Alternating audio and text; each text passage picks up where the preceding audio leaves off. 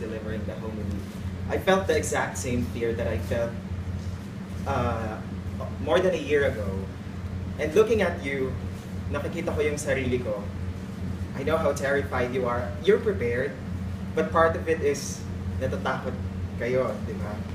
Okay, so puno na yung brain nyo, you're spiritually uplifted. Now I hope I can evoke fire from you.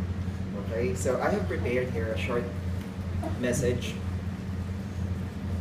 In behalf of Aquinas, to our dear Aquinas reviews, today you stand at the brink of your professional career. Today you are a few days away from the event which could change your life forever, your licensure exam. Looking at you, I see survivors. I see young men and women with a genuine desire to prove themselves. I see visionaries, aspiring professionals with the humble dream of educating young minds. I see sons and daughters hoping to give back to their parents through passing the lead. Being on your shoes, I know that you are all terrified. I know exactly how discomforting it is to sleep and think about the lead at the same time. I'm actually shaking because yung energy nyo, it's transferring. So here are some pieces of advice that I could give you. One, these are 8.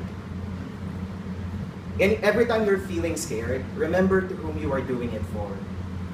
Dedicate the exam to your mentors, to your parents, to those who never gave up on you when the world was against you. They have given you enough fuel. Now it is your turn to make something happen and make all their efforts worth it. After all, it is the secret way to get your parents to stop nagging and grounding you throughout the year. 2, do not be scared.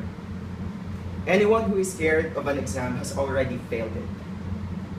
Examination fear is an indicator that you didn't utilize your time optimally, which you did, right, through Aquinas. You have reviewed, you've done your part, you let the universe do the rest. 3, relax. Ito ang pinakamahirap gawin. Staying up all night before an exam is the worst thing you could ever do. You reach a point where your productivity eventually declines. So sleeping is a must to have a refreshed mind the next morning.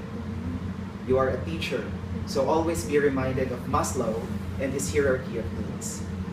Suffice your physiological state and the rest will follow. 4, look back. At one point during the exam, you will feel sleepy, scared, and confused.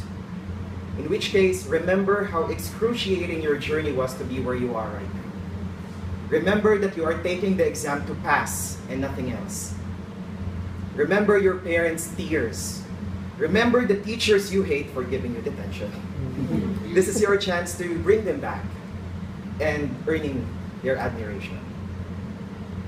5, build fire from failures. You might have been the truant of the class when you were studying. You might have retaken some of your exams in uni. You might have been getting grades below 75%, but believe me, passing the lead will erase all of those negative impressions on you. Through the words of Gail in the Hunger Games series, you have one shot, so make it count. 6, master the art of mind conditioning.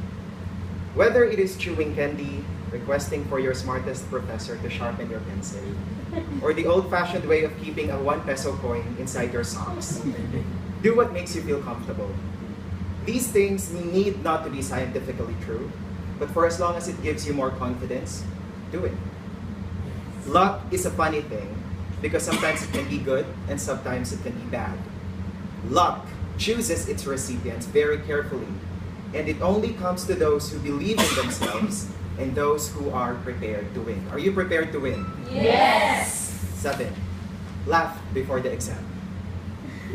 Do one funny thing like watching a comedy show, fiddling around with photos on your Instagram, or looking at the hilarious face of your seatmate.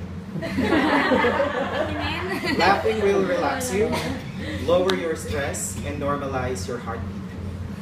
If the stress of an exam is bringing you down, just think of studying hard as falling on a trampoline.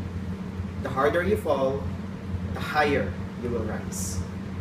And lastly, This is very important. We've done our part as human beings, but pray to God. He knows your intentions. He sees through you and feels your heart. As you go about your daily lives, you naturally suppose that you are doing it by yourselves and from your own power.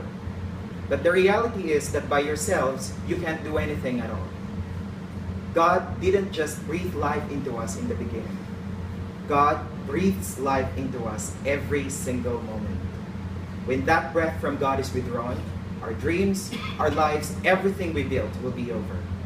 So pray and trust that somebody in heaven is listening. To sum it all up, let me quote Lydia Comenacci. She said, "Don't run away from a challenge.